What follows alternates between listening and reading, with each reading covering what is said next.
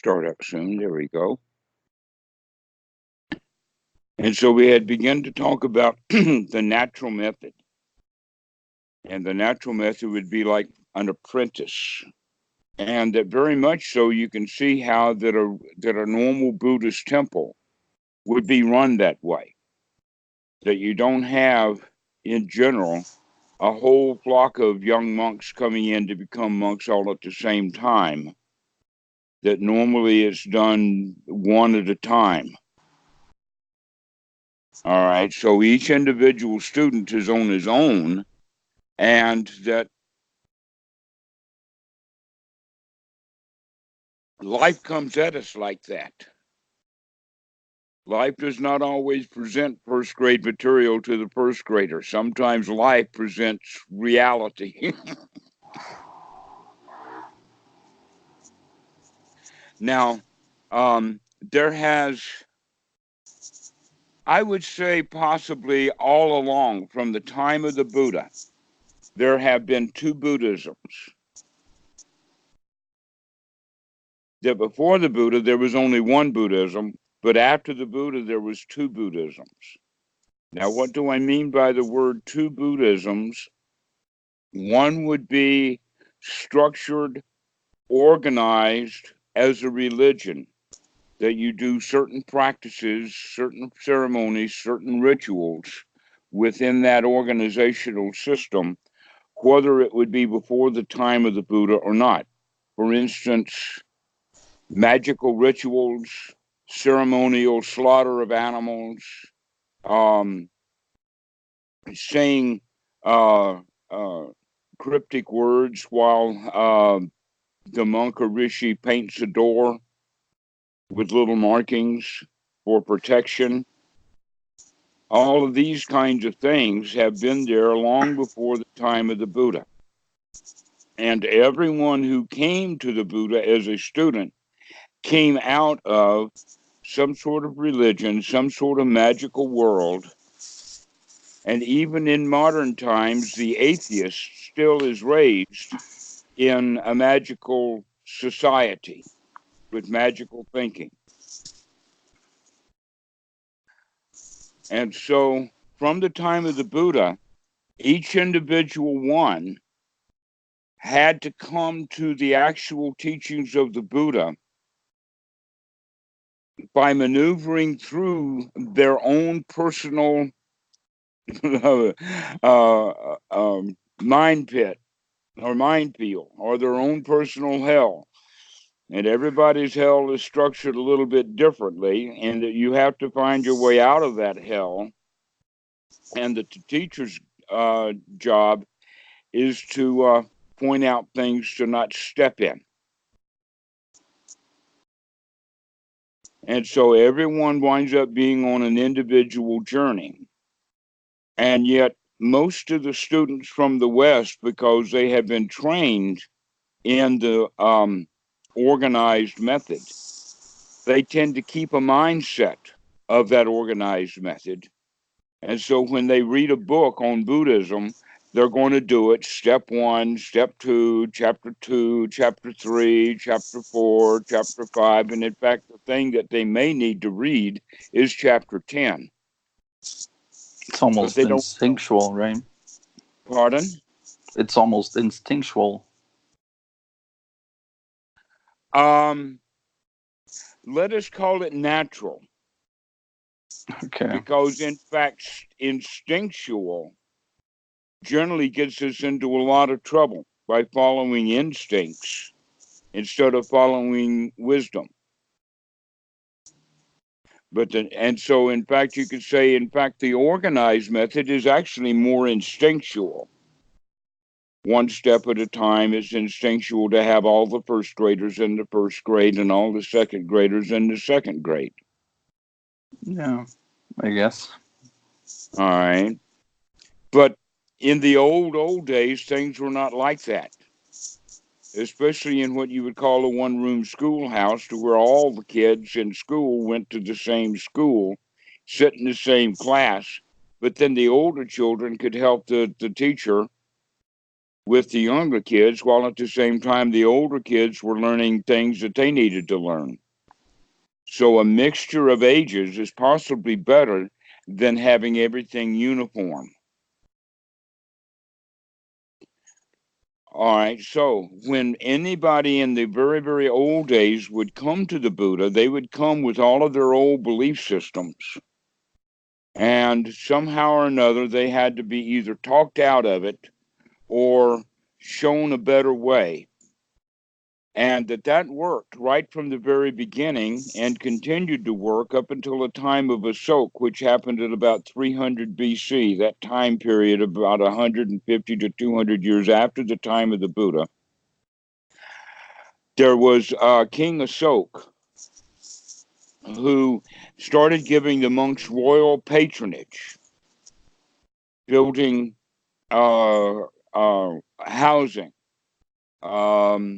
giving food, clothing, all of that kind of stuff. And so all of the various religious groups saw opportunity, and so they stopped doing what they were doing and came to be Buddhist monks. And this was a tragedy because there were too many of them for the number of actual good teachers that had already been monks and understood. And so what happened is that these all of these new monks decided to organize themselves. There was actually an event that happened. It was the Third Council, and that the Third Council was held to try to repurify the Buddhism for the Arahats to come together to make sure that they understood the Dhamma. But the problem is that this council was under royal patronage, and so it was held in the capital city, in Rajgiri. Which meant now you've got a whole city full of monks who don't get into the conference because they can't pass the code. They don't know the words. They can't pass the test. They don't know all of the secret literature. And because they couldn't get in, they decided to organize their own. This was the beginning of the Mahasangha that eventually led to Mahayana. But that doesn't mean that within the Mahayana there are no nobles. That's not correct a way of looking at it. But that was the way that things got broken up in India. And it happened long before most people think it did. So now we have two Buddhisms for sure. We have the Buddhism that the Buddha taught and the old monks who really understood it. And now you have a huge influx of people who are coming in that are not really well trained. And so they bring in their old belief systems. That old belief system is very common. Most of the people have it. And so Buddhism begins to look more and more like a religion on the outside. And it's harder and harder to see that core on the inside that the Buddha actually taught. And now it's been remaining that way for 2,500 years, to where when the right student asks the right question at the right time to the right teacher, he's going to get let in on the real teaching, the right teaching. But so long as someone is, let us say, resistant to the teachings of the Buddha, then they will not be given the real teachings of the Buddha. They will be given the Buddhist religion instead. And the real teachings of the Buddha is almost diametrically opposite to what the world is like. To get out of it, all right? That the world is like this.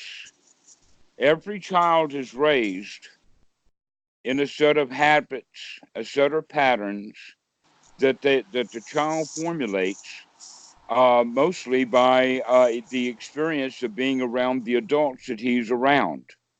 So any bad feelings, any misery, any inappropriate behavior, any lies that are told, any violence that's spread, any alcohol that's used, the child sees that and puts it into part of his memory bank so that when he's adult, he's going to act the same way that the parents acted when he was a little kid. And that they know this for sure because they can see it, for instance, in violence. That a family that has domestic violence, the children in that family are more likely going to perpetuate domestic violence when they're older. Same thing with alcohol abuse, same thing with church attendance, same things with hypochondria, all kinds of mental traits are passed down from parent to child as the children are young.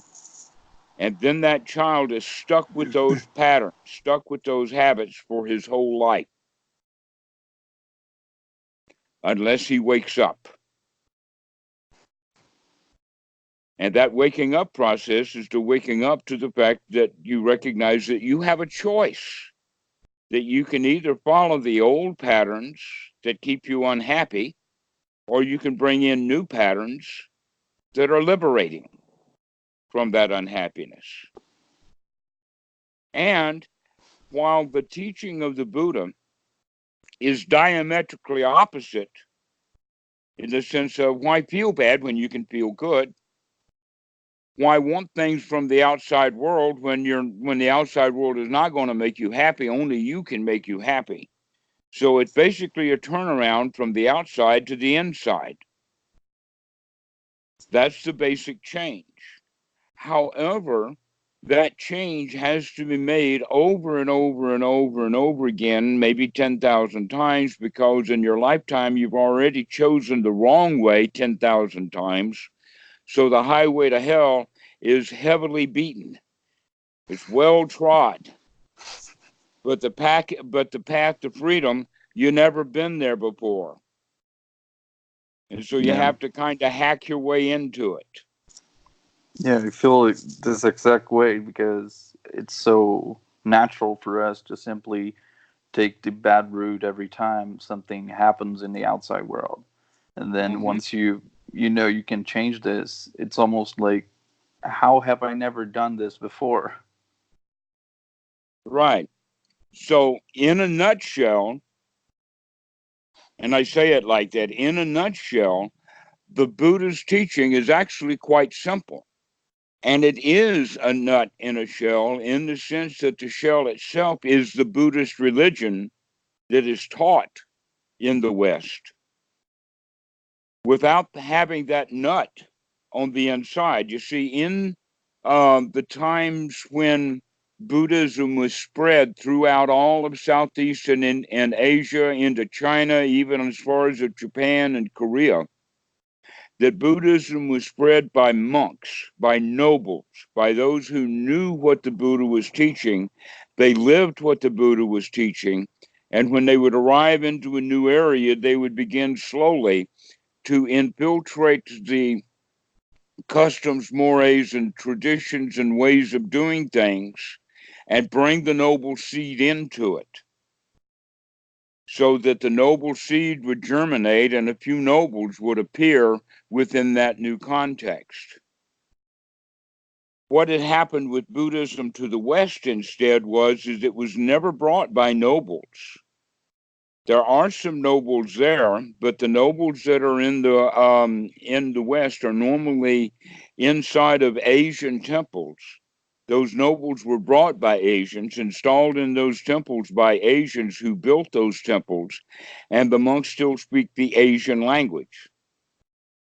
Because I spent a long time with the monks in the United States, about 10 years. And at least, so within the Lao tradition, there are a lot of nobles, but many of the nobles do not speak English, but they do live in the United States. But the Westerners who speak English, when they go to find a teacher of Buddhism, they do not go to look for the nobles, the few of them. They go to look for the teachers who are famous, who have written books, who are well known. Yep. And that those famous, well known teachers writing books are almost guaranteed to not be noble. Why is that? Because none of them spent enough time in Asia long enough around nobles to actually get nobility.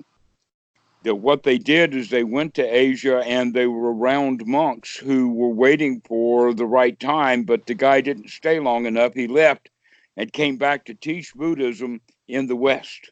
They spend 1 or 2 or 3 or 4 years, but they don't stay long enough and they don't ever find a really good teacher. So what we have in the West is a how to say it's a shell like that nutshell, but it's got no nut in it. There's no fruit there. There's no nobility within that Buddhism. And that's what you find on Reddit. That's what you find on the groups with book readers. Whether they're reading Chuladas's book or Dan Ingram's book or Bhikkhu Bodhi's book or whatever it is, they wind up reading the book. Now, Dhamma books are very much like math books or music books. A math book, and I know because I was in mathematics quite a lot. And so the course starts. You know what the book is. You go get the book from the bookstore. You sit down and you start reading through this math book. And you read the first chapter and you got it. And then you read the second chapter and it's getting a little difficult, but you're getting it. And in the third chapter, you get lost. Why is that? Because in the first chapter, you didn't do the exercises at the end of the chapter.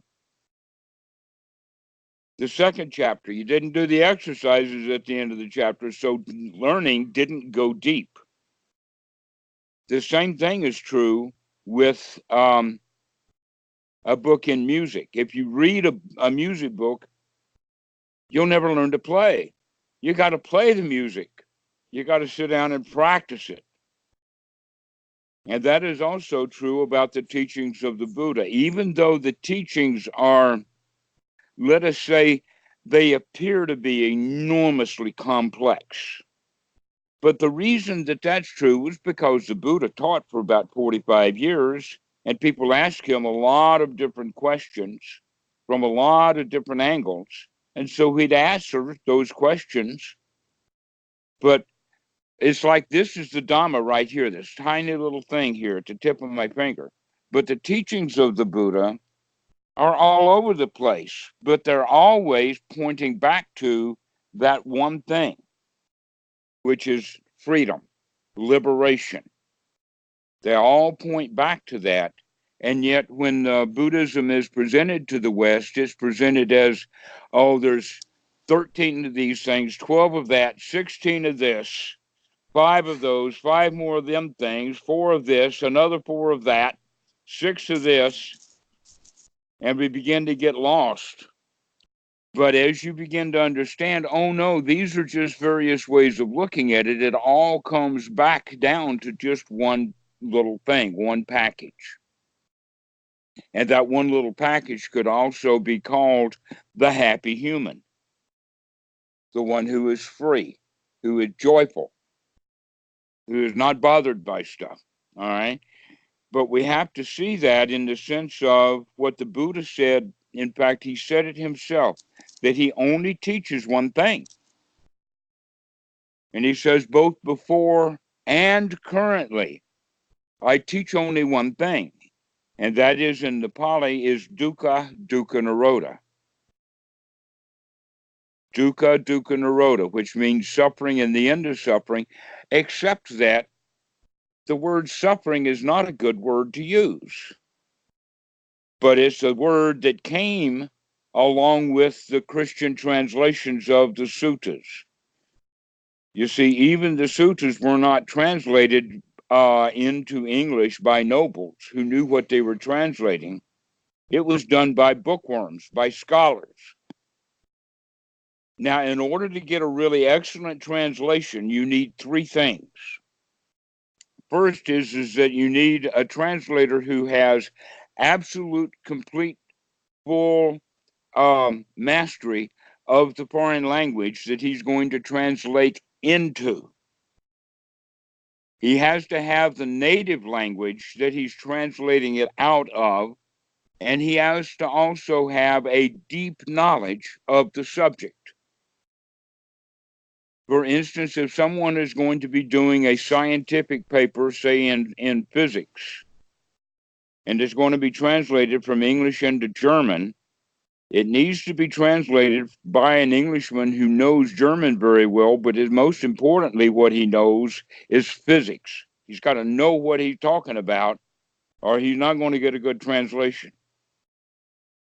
Well, right now we have nothing but a whole group of translators who are using Pali dictionaries and Pali lexicons that were made by Christian scholars coming out of Oxford. And so we have an entire vocabulary in English for Buddhism that is completely inappropriate for the language of the Buddha. They're Christian words, and there's a whole long list of them. A huge list. Someday I'm actually going to compile that list.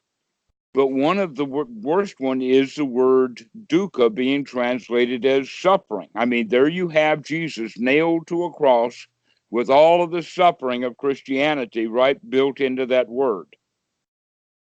Another one would be temple, monk, nun, monastery, chanting. The list just goes on and on and on. Should probably start from the beginning then. Right. Okay. So let's start from the very beginning and giving a correct definition of the word dukkha. Though I have used the word suffering for so many years, I've gotten used to it. But the right way to look at the word dukkha is unsatisfactoriness. You don't have to be in a great deal of suffering. In fact, most people will read a little bit about Buddhism and say, oh, well, I don't need this because I'm not suffering. But you picked up the book for some reason or another. Why did you pick up the book? It's because you wanted something, which meant that you wanted something because you were dissatisfied. So, in fact, the dukkha is there, but there's no suffering. So we have to figure out exactly what it is that we're working with. And that is dukkha nirodha, means bringing ourselves out of a state of unsatisfactoriness or dissatisfaction into a state of satisfaction. That's basically all there is to the teaching of the Buddha. That's the whole show. Is figuring out when you're in a state of dissatisfaction and get yourself into a state of satisfaction. If it only was that easy, huh? It is that easy, and my job is to convince you and show you that it really is that easy. Yeah. Now, one of the things that happened with Bhikkhu Buddhadasa back in the 1930s, and I'll tell you this part of the story, is that he decided on his own as a young monk that he was going to teach the Noble Dhamma openly. And that we have quite a lot of information that happened about the events that occurred back in the 1930s that exonerated him after he got into a lot of trouble. But the trouble that he got into was with those senior monks who had not ever been noble. And that happens. If a monk is not around other nobles, even if he is, but he's not asking the right questions, that he's not going to be introduced to it. But this this meeting of these monks that were bringing Bhikkhu Buddhadasa up on charges for teaching the false Dhamma. And teaching false Dhamma is the same thing as trying to separate the Sangha, which is called the Sangha Disessa. And so this breaking of the Sangha, that's one of the big rules, that the monks don't do things that try to grow factions or make Buddhism different. And so that was the charges that he was brought up with. Oh, he's teaching something that is not real Buddhism. Why? Because they thought that the Buddhist religion was real Buddhism. But in this Sangha Dasesa, there were enough noble monks that defended Bhikkhu Buddhadasa that it started a huge literature search in the Thai language of the Pali Suttas. Because what I have found is that the Thai translations of the Pali is much better than the English language translations. Unfortunately, most Westerners don't know Thai language, so just because the translations are better in the Thai than they are in the English doesn't help you at all. But True. because I've got some friends, it does help me a lot. And so I can pass some of that down to you, that much of the English language translations of the sutras is flat out wrong. But it's close enough. So is it useless for me to read it? Let us say later, once we crack the code, once you understand how to read it, then it would be very, very worthwhile for you to read it for several reasons. One of them will be that it helps to review, to let the information sink in. The other one is to show that the way that I'm teaching it actually is the right way to look at it, that you can see both levels. And that you can see also that the teachings that Bhikkhu Buddhadasa gave is exactly the same thing. There may be a few technical difficulties and differences, but by and large, the dukkha nirodha, that's the whole point, is coming out of our dissatisfaction into satisfaction. Okay, so the Buddha gave a method of doing this, and it's called Anapanasati. And Bhikkhu Buddhadasa was teaching Anapanasati and teaching the deep Dhamma, and he wound up making some friends, and one of the friends became his teacher because he was a young monk at that time, and so he had, let us say, the highest quality of Buddhism available to him because he was right and they knew it. And so they let him in. he stormed the fortress. He got into the group of nobles. And one of the noble teachers that he had was actually the Samdet, which meant he was the king of all of the monks in Thailand. There is a hierarchy. That in fact in Thailand there are 6 hierarchy, or let us say 6 divisions. One of them is here in Surat Thani. And so in Surat Thani there is a Samdet. And the Samdet here means that he is the head monk of all of South Thailand. Now on this island we have several Wats, but there is one Wat, Wat Si Tanu, where the head monk there is actually the head monk for all of this island. But then above him is going to be the Samdet, this in Surat Thani. And above him is going to be the Samdet in Bangkok. And that's the dude that was Bhikkhu Buddhadasa's teacher back in the 1930s and 40s. He died actually in 1950. And his name was Buddhaghosa.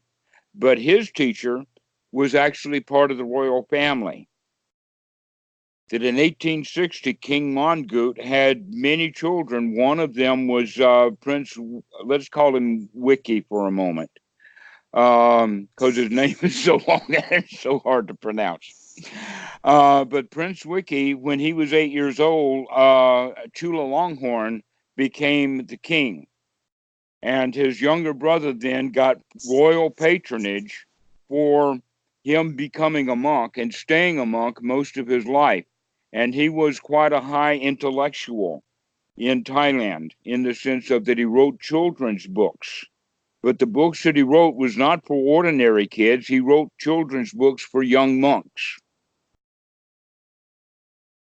And so this is the kind of lineage that Bhikkhu Buddhadasa has, right from the royal family, from the top of the Sangha, right down to Bhikkhu Buddhadasa, part of the royal lineage, and not just royal, but also noble lineage.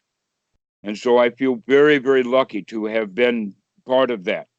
From Bhikkhu Buddhadasa down to Achan Po, who is now 87, and Achan Po runs the whole place. And when I say the whole place, 5 meditation centers here in South Thailand, as well as a huge temple, a huge Wat at Wat Suan Mok. Okay, so it's quite a, how to say, it is huge and it's diverse, but very few people see the enormity of it because they only see a little bit of it at a time. Like you've heard about the blind man touching an elephant. Oh, there's a story that 10 blind men, the Buddha story, that 10 blind men are each given an opportunity to touch an elephant. And so one of them touches the leg, and it seems like a tree. Another one touches the tail, and it seems like a brush. Another one touches the ear, and it seems like a huge fan. Another one touches the tusk, you see. And so none of these people who are touching this elephant get any clue about an elephant. Their information is too little. All right, so that's basically what's going on is that people are not given the really important parts of Buddhism, and so they don't really get what the teachings of the Buddha are. But Bhikkhu Buddhadasa decided we're going to let this stuff out in public. And that was the problem. The problem was not that he was teaching the wrong Dhamma, but that he was teaching the right Dhamma to the wrong people.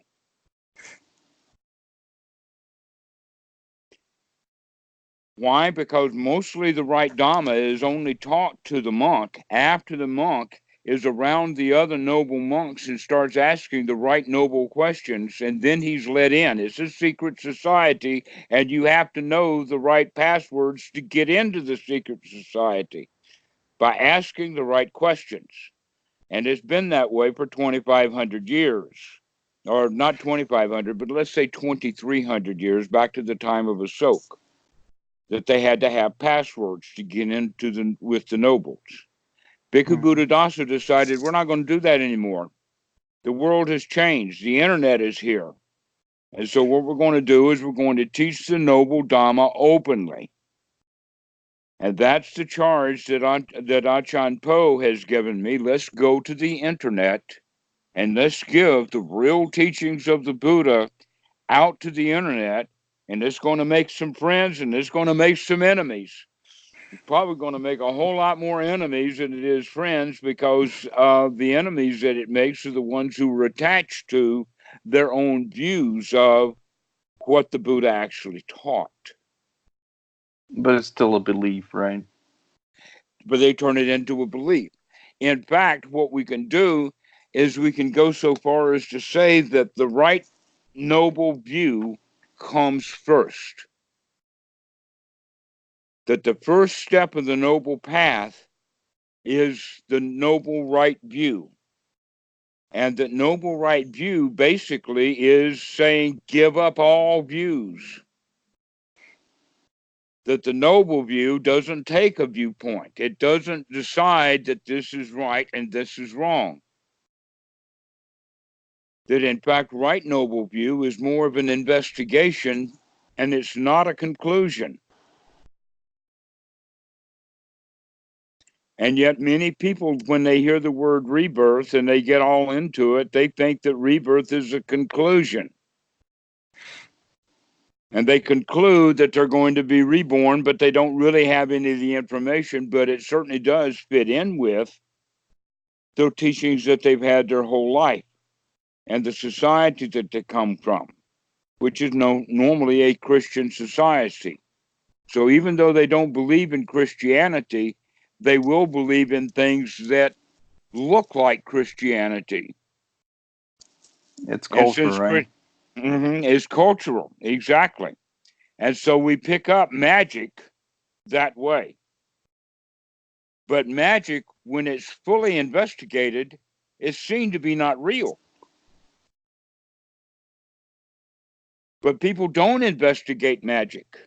What they do instead is that they want to believe in it. They want to believe that that stage musician can make a bird come out of a hat or a rabbit or whatever like that. Yeah. We want magic to be there. And so we're willing to suspend our disbelief so that we can get a thrill of there might be some magic in that old black hat they found.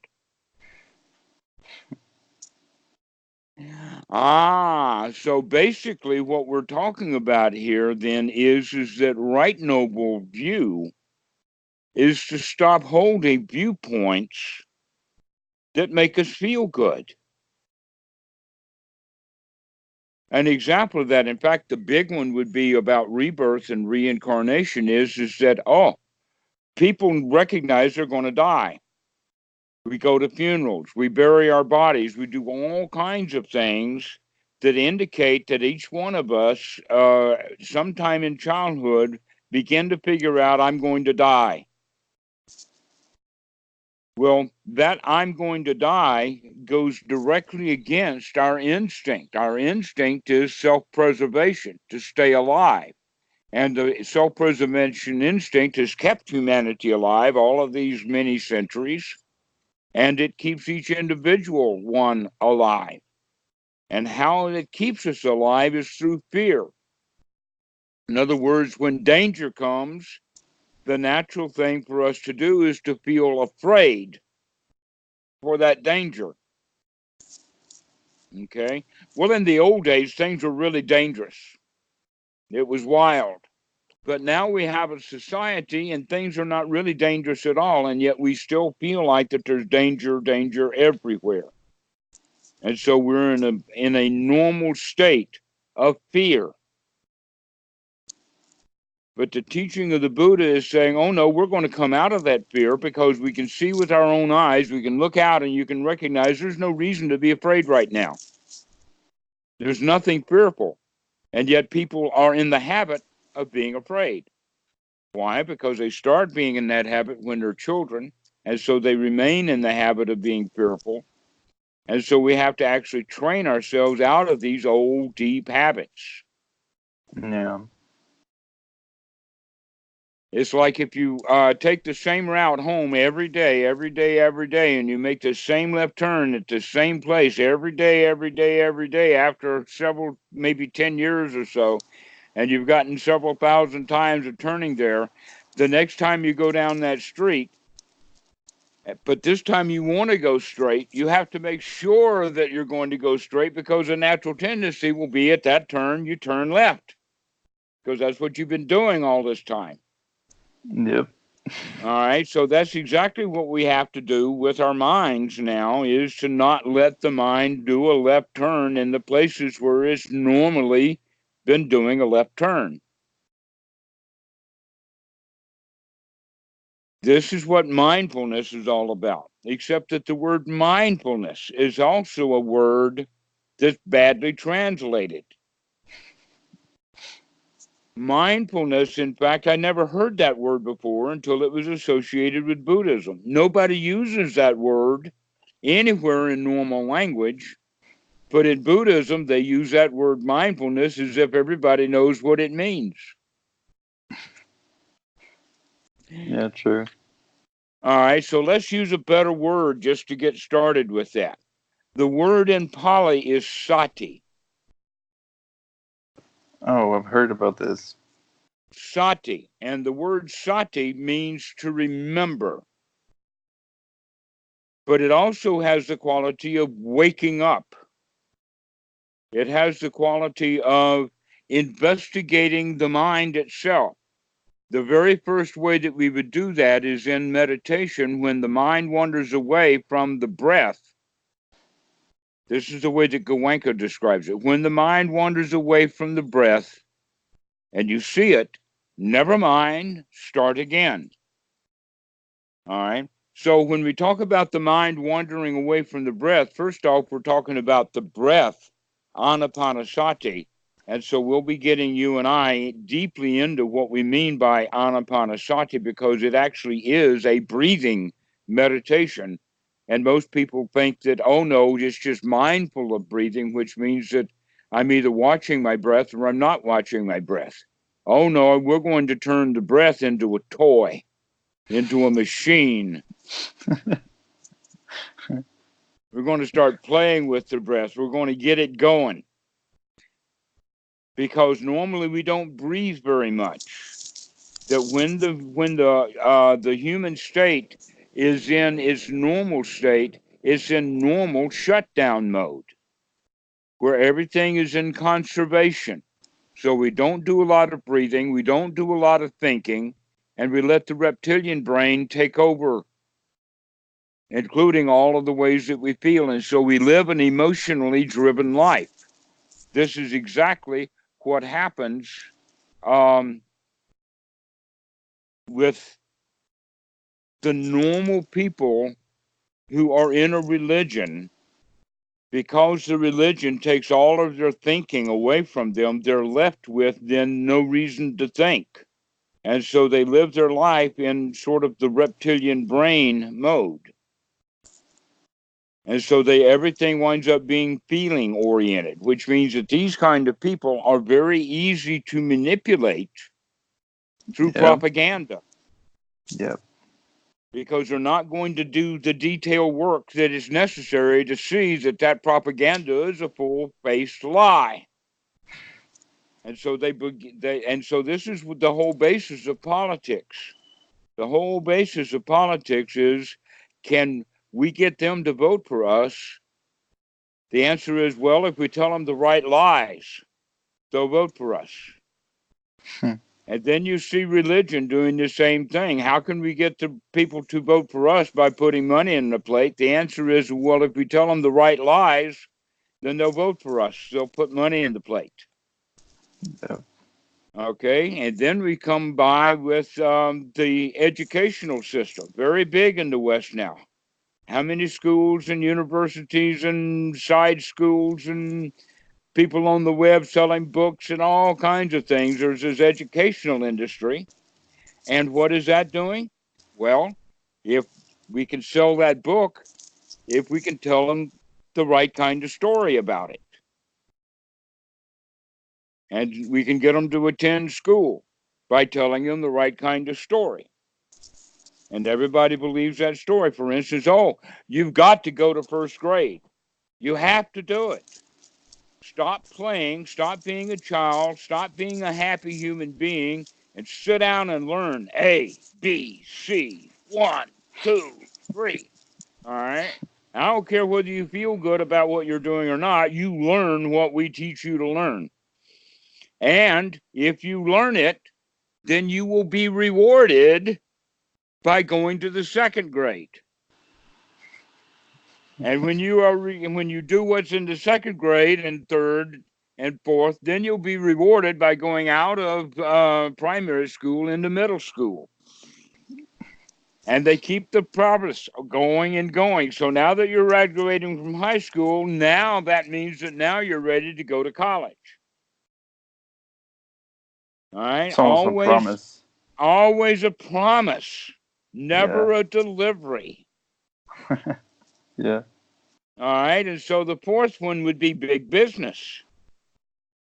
Big business gets you to buy their product and give you their money by lying to you. An example of that would be by putting a pretty girl in a pretty dress besides a pretty new car, giving all the guys thoughts that, oh, if I buy the car, I'll get the girl. Yep. They don't get the girl. They don't even get the happiness of the new car. Maybe it'll last a little while, but that first mortgage, and now that car is not so wonderful. That first scratch, that first dent, the first time it won't start, and now the car is not the joy machine that it was promised to be by the car dealer. Yeah. So we have government, we have religion, We have education and we have big business, what I call GREB, GRBB, that is out there lying to us nonstop. And the society's job is to either believe it and buy it and continue on miserably with just less money and more material items than you had, or you can see that that's just a pack of lies.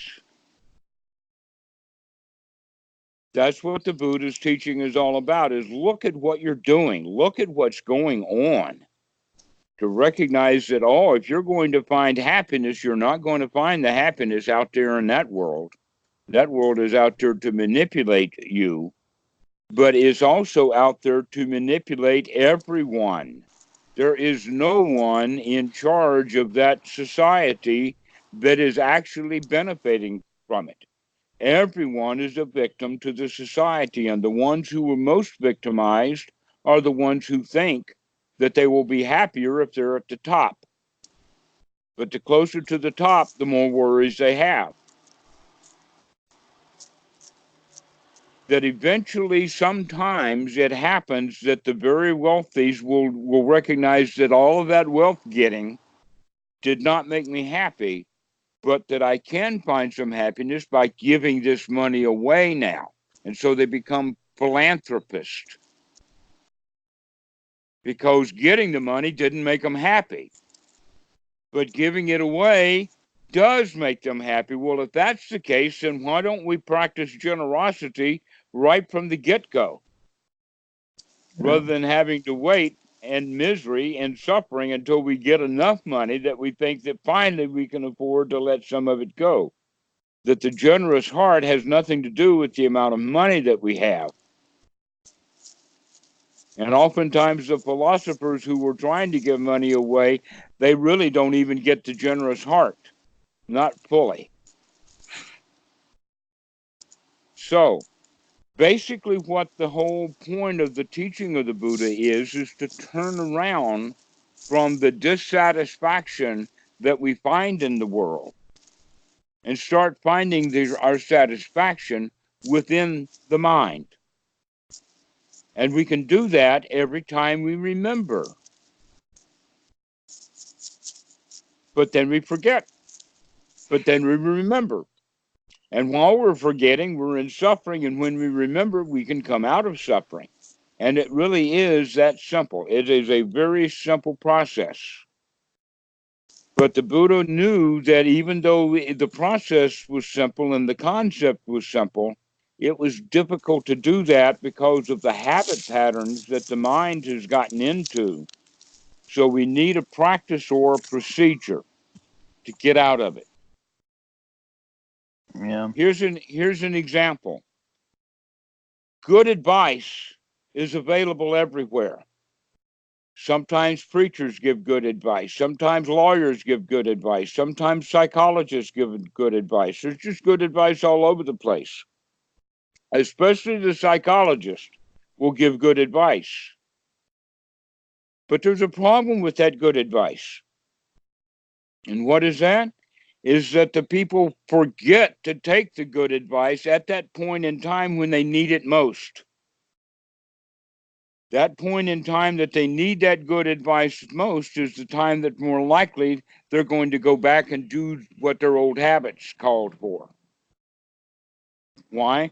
Because the time that they need it most may in fact be a dangerous moment.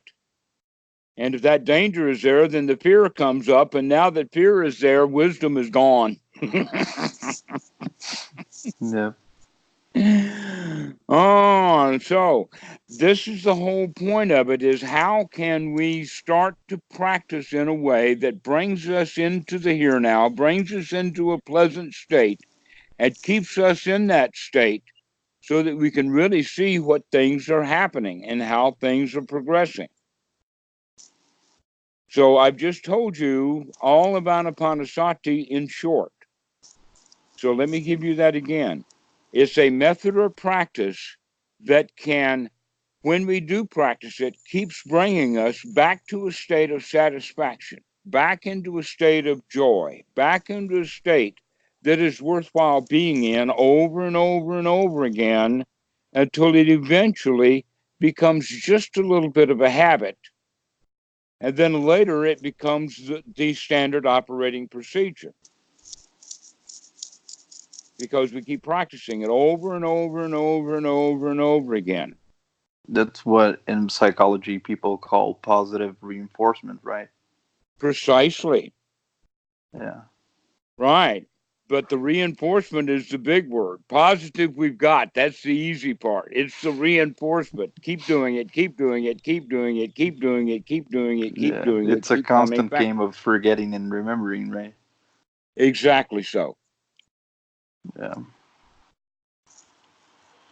Now, to start off understanding the practice, we we use the Buddha's old original method.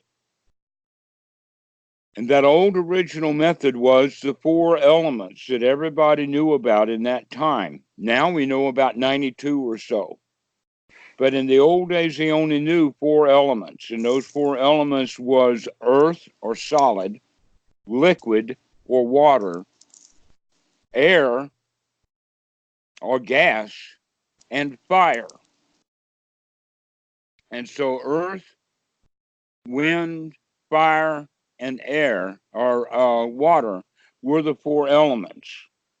And we now use those four elements in the way of looking at the entire human being, in the sense that we've got the body, we've got feelings, and the feelings would be the water or the blood. We have the fire of the mind. In other words, we create things. And that quite literally, the frontal cortex does take a lot of energy. The reptilian brain, not so much. It's designed for survival mode. But the frontal cortex is designed for high quality human computing. And yet, if we don't have it turned on because there's not enough oxygen, then the reptilian brain will take over, which means all of our old style, all of our old ways of doing things. And so we need to have enough oxygen or enough air to support the operation of the frontal cortex. And there's many, many things, like, for instance, in very, very cold weather, people want to wear a hat, because if you take the hat off, then almost all of the body's heat will escape right to the head. So this is one of the things to understand is that most of your energy is going to be done mentally. And so we want to get the body energized with enough air so that the mind can be on fire. And now the fourth one is the content of the mind, which would be called the air. And the way that I look at it is more like clouds, that the thoughts are just clouds that just move through the air. And yet most people, when they see that cloud in the air, they think that it's my thought, it's my cloud, this is who I am. But they're not the thought. And that, in fact, when they're having the thought, they're not even in control of it. The thought's in control. The thought owns them. It's not the other way around. And so the first thing that we learn to do with in meditation, this sati, is to recognize we're not going to let the mind just run wherever it has been running, that we're going to set some boundaries, some limits. It's almost like that. Imagine that the backyard had a fence down the middle, and on one side of the fence was a pig pen, and that the pigs had all the water and the mud and everything like that. But on the other side of the fence, you've got lawn. So the question is, where are you going to spend your time? Are you going to spend your time in the mud with the pigs, or are you going to spend your time in the backyard with the lawn? The answer is most people spend all of their time in the pig pen. So now we're going to say, okay, we got good things that we can spend our time thinking about, and there are things that are not worth thinking about.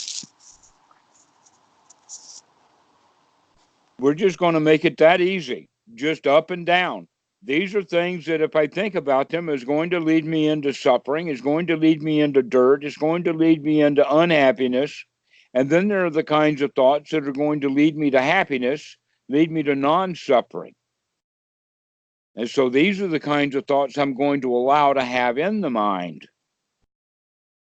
All right, when we recognize it like that, that it's that simple, now we can begin to see, okay, well, the first thing I have to do is I have to figure out what's in the mind. This would be part of looking at the mind from the process, from the respect of Anapanasati. It would be step 9. Now, in Anapanasati, there are 4 steps of Anapanasati for the body, 4 for the feeling, 4 for the mind, and 4 for the mind's objects. This step that we're looking at right now is step 9. Now, first off, don't understand Anapanasati in the organized method, because it's a natural process. And so when we talk about steps, we're not talking about military marching steps, up, 2, 3, 4, going off in a direction. This is much more like dance floor, to where you can fly through the air from step 1 to step 16 easily. Okay? And the first place that we start is on step 9. Why? Because step 9 on Anapanasati is very closely related to this right noble sati, to remember, to take a look at what the mind is doing. Is the mind in hindrances? Is it in obstructions? Or is it in the kind of thoughts that lead to my unhappiness? Or am I doing with the mind what I want to be doing instead? And so the beginning meditator is given the tool of the breath. That while you're watching the breath, you're doing the meditation. And when you're not watching the breath, you're not doing the meditation. That's basically the way they begin to see it. That's one's view. The right noble view is that it is actually better to be in control of the mind than it is to be in the old way that the mind operates, because that's subject to suffering. And so we're going to bring our mind to the state of non-suffering. So we're going to be working with feelings, we're going to be working with the mind itself, and we're going to be working with the body. And the way that we work with the body in the beginning is through the breathing. So step 1 and 2 is going to be the long breath, in breath, and long out breath is step 1, and then a shorter in breath and a shorter out breath. But the long and the short here means more about how the chest is going to move rather than time clock. So a long deep breath, and what the long deep breath is designed for is to get your body oxygenated.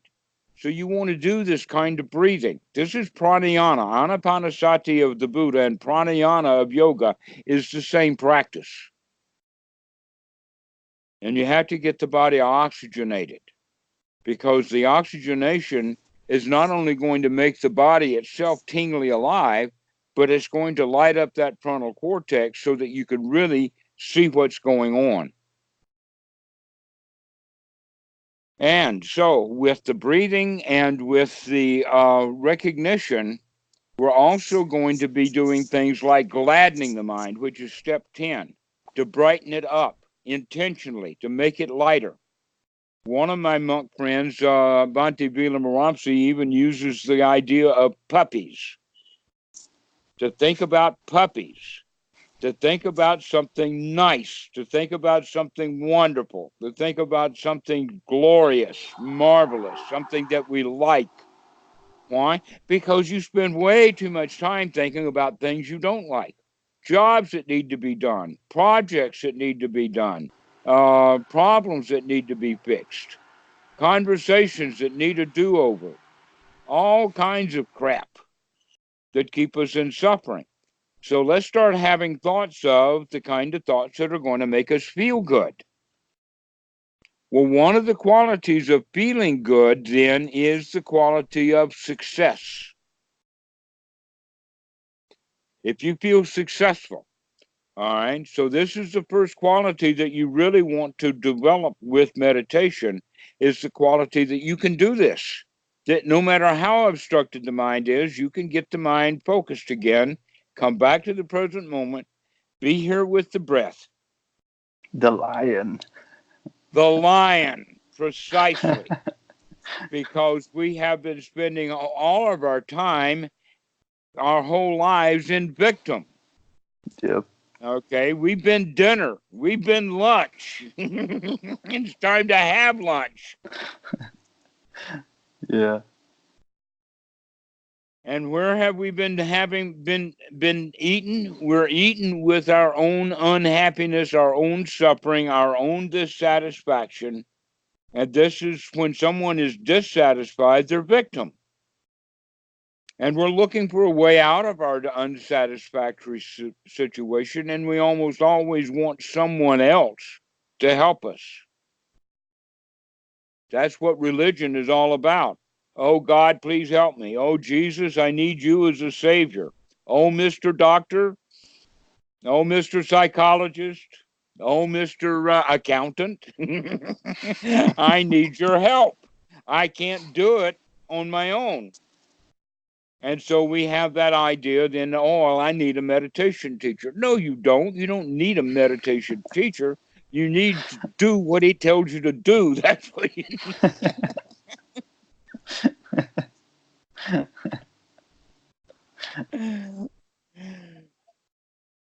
So, getting the mind straightened out will also help us feel really good.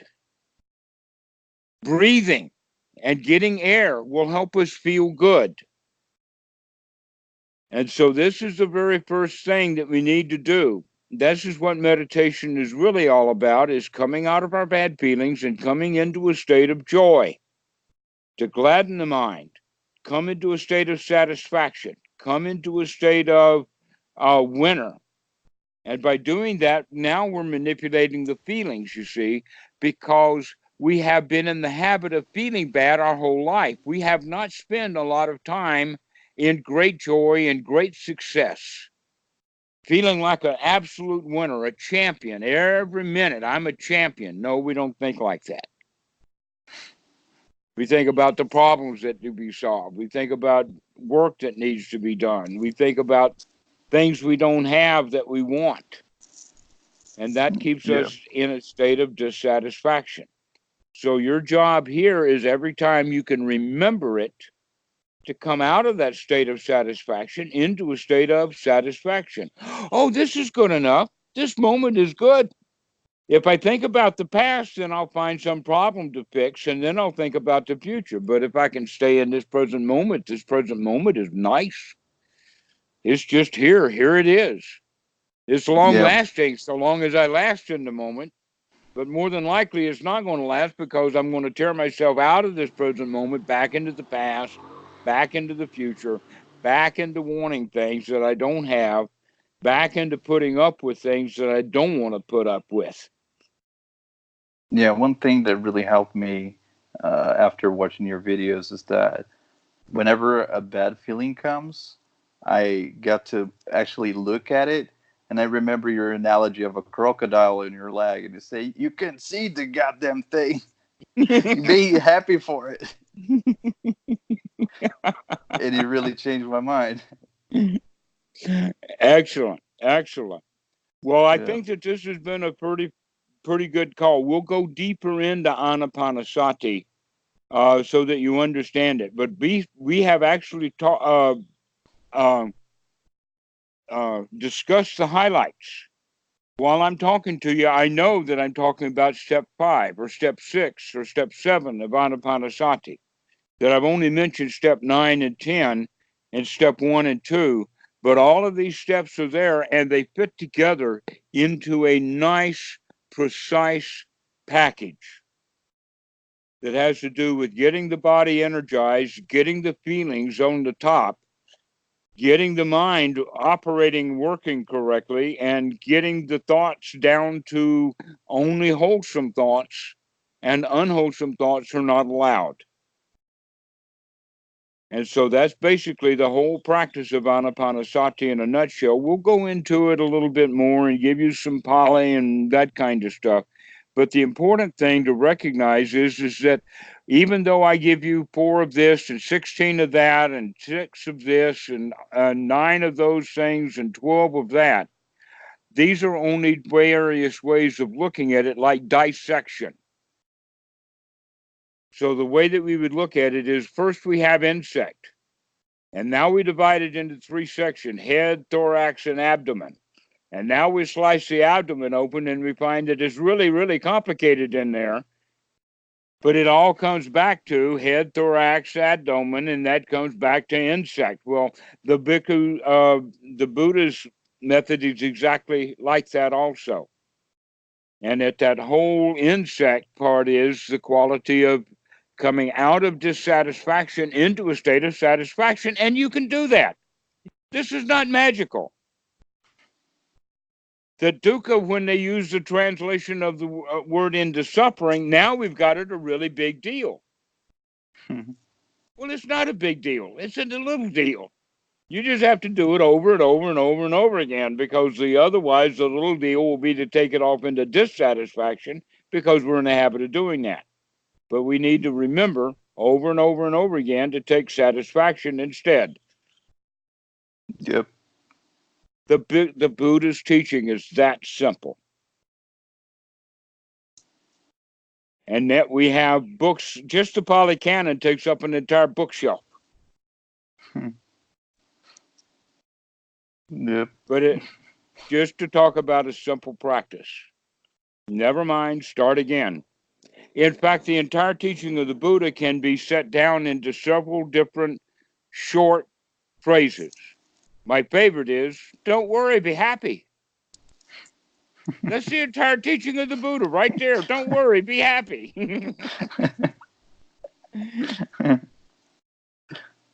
Dukkha, worry. Don't worry, be happy. Sukha. All right. In fact, the word dukkha has an opposite word called sukha.